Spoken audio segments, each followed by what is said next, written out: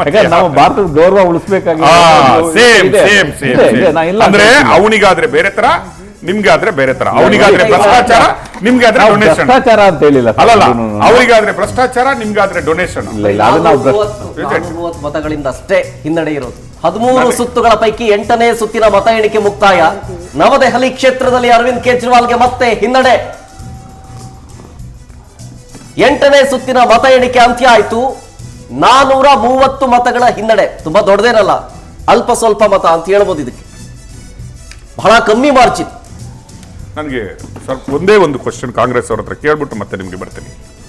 ಇದು ಒಂದು ಅಲ್ಲ ನಿಮ್ಮ ಹತ್ರ ಬರ್ತೀನಿ ಈಗ ಅವ್ರ ಹತ್ರ ಕೇಳಿ ನಿಮ್ಮ ಹತ್ರ ಬರ್ತೀನಿ ವೆರಿ ಸರ್ಪ್ರೈಸಿಂಗ್ ಕ್ವಶನ್ ಪ್ರಸಾದ್ ಅವರೇ 10 ವರ್ಷ के अलावा जो भारत का मान सम्मान बढ़ा है उसी के कारण हम दिल्ली जीत रहे हैं। लिकर गेट और शीश मार्ग प्रमुख मेन एजेंडा देखिए उन्होंने निगेटिव काम किया है। आम आदमी पार्टी ने लगातार शीश माल बनवाया, दिल्ली वालों को ठगा, इसलिए उनसे मुक्ति पाना चाह रहे हैं आम आदमी पार्टी। अच्छा, क्या एक्सपेक्ट कर सकते हैं दिल्ली का जनता आखिरी में प्रचंड बहुमत के साथ भाजपा सरकार बन रही है। ಇದಿಷ್ಟು ಅರುಣ್ ಸಿಂಗ್ ಅವರ ಮಾತುಗಳು ನವದೆಹಲಿಯಿಂದ ಪವನ್ ಜೊತೆ ಸಂತೋಷ್ ಹೊಸಳ್ಳಿ ಪವನ್।